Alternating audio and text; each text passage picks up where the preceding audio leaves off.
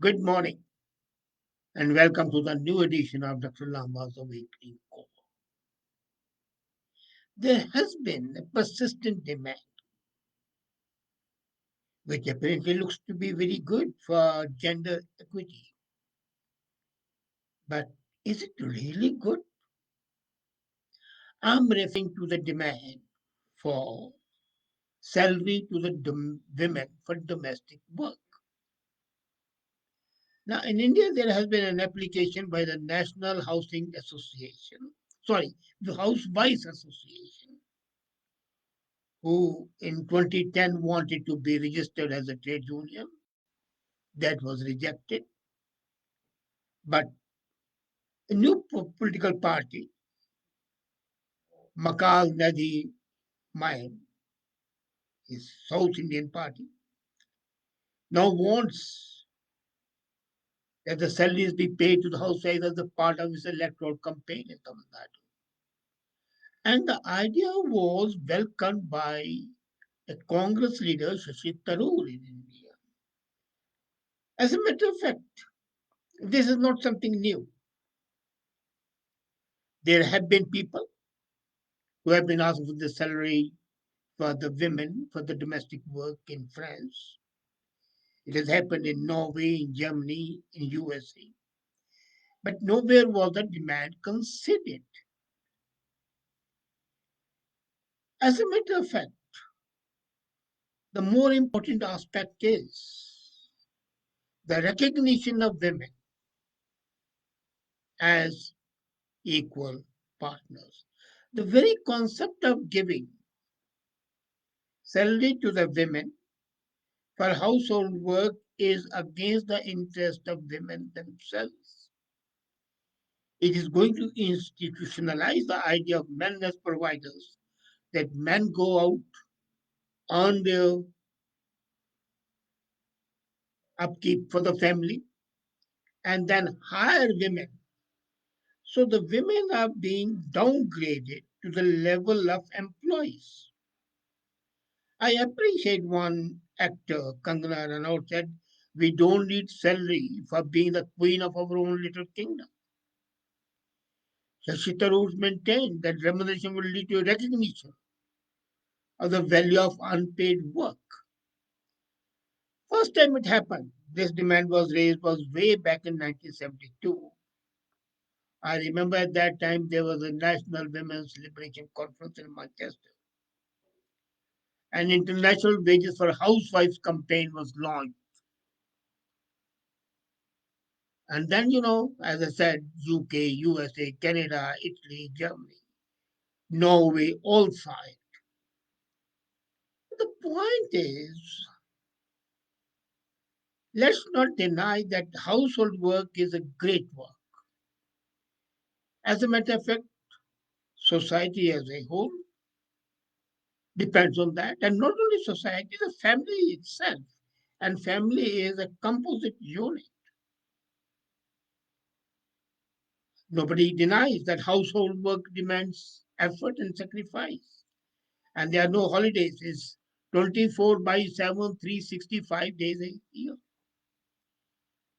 And yet, undeniably, the women who work there without salary are abused, are victims of domestic violence and cruelty. They are economically not uh, viable and independent. And only it has been seen about a quarter of men and boys above six are engaged in the unpaid household work. An average Indian male spends 1.5 hours per day in the domestic work, while the women spend about 5 hours per day. That's in India. In other countries, the conditions are marginally better. However, creating value isn't about fair remuneration. The moment you ask men to pay for their wife's domestic work, you are formalizing their sense of entitlement. And once you pay, then you are supposed also to be responsible. so the women can be asked to perform and come up to the standard. After they are no longer wives or partners, they are employees. The ethics of buying domestic labor from wife poses a serious risk of formalizing the patriarchal Indian society, where the position of men stems from being the providers. And that is wrong. The work should be recognized, but without their being turned into employees. I agree that in India, especially, and in most part of the world, leaving Scandinavian countries, even in Canada and USA, women are exploited. There is violence against them. They are deprived of their inheritance and everything. But isn't giving them salary, cutting your nose to spite your face? As a matter of fact, more than creating a new provision of salary for the homework, what we need is to strengthen the awareness, implementation, and utilization of other existing provisions, starting with the right to reside in the marital home, to co-parency and inheritance rights as daughters, and to basic services, free legal aid, and maintenance in the instance of violence and divorce. Our aim cannot be only to ensure basic income to women. It is recognizing them as the most important part of family and society. Basic income, when you give them, is absolutely ridiculous concept. Women should be encouraged and helped to reach their full potential. That is acceptable. But telling them and hiring them is absolutely wrong. And as I said, the moment you start giving them salary, you are commodifying their reproductive services because of the inherent exploitative nature we have. And that's why you have to ban commercial surrogacy and you, yeah. Then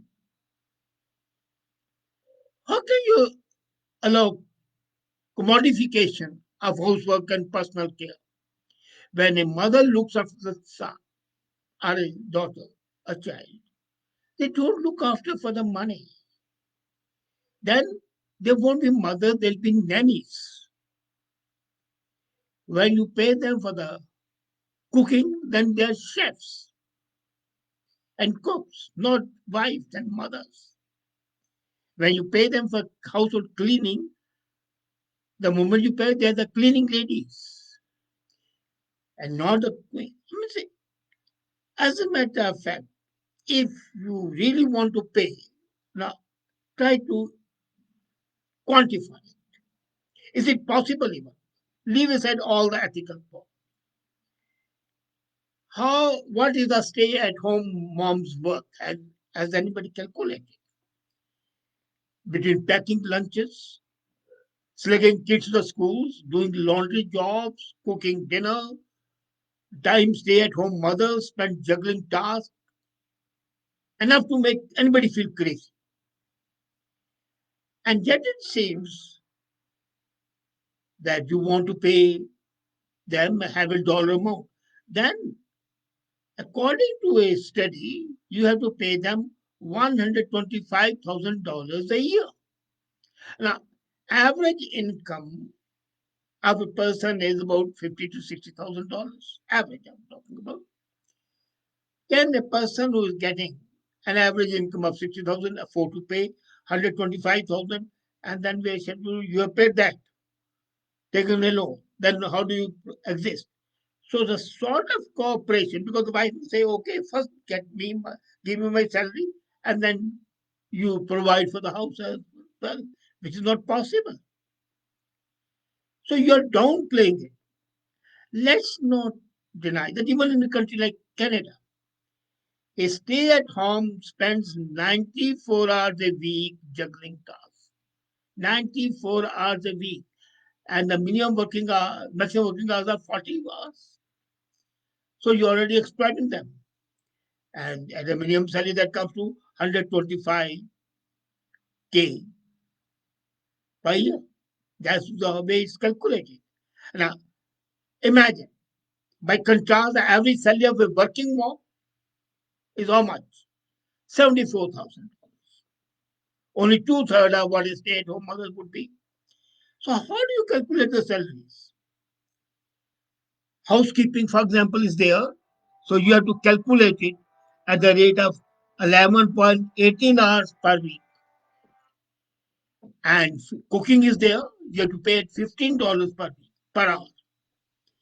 Working mothers and non-working mothers, that is absolutely ridiculous. The whole concept reeks. I had gone through a research and I was impressed. The task breakdown, and that in 2013 it took place. The basic salary was 40 hours, $40,000. Overtime 54 hours because 94 hours she worked, $27,000. So total salary should be $67,436. For 6.5 hours, she works as a computer operator. She's a housekeeper for 8 hours. Cook 8.5 hours. Daycare teacher 5.3 hours. Van driver, laundry operator, CEO, facilities manager, psychologist, janitor. All these jobs she is doing in one. How do you calculate and how do you pay? Let's not deny the fact that the whole concept is absolutely ridiculous. And as a matter of fact, it's insult to the women. It's degrading. And then one more thing. Family is a complex unit. The moment you break the unit, but when you start paying for something, then it's not a family. Then it's an assemblage of people. One person is a provider, one is a paid worker, and the paid worker, why should she work for more than the minimum hours? So family as a unit is fractured. And when family is fractured, the society is fractured. So economically, we have seen it's not viable because an average man doesn't earn that much what a housewife should get for her work. Psychologically, it's not viable because you are giving man a sense of entitlement of being an employee, and you are giving women a feeling of being an employee. And okay, if she's an employee, then does she get paid for sleeping with her husband? No, because then she would be a sex worker. How do you pay for that? So the concept of love, affection, care, consideration, all these become matters of no concern. So economically unviable, socially harmful, structurally detrimental to society and to the community and to the people.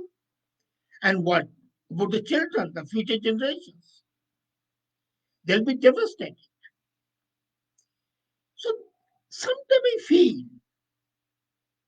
that these so-called custodians of public good, the leaders, the politicians, misuse and rather they try to mislead people. Come up with a zany concept which look very attractive. But those zanies, weird, concepts are in fact so detrimental, so injurious, so harmful.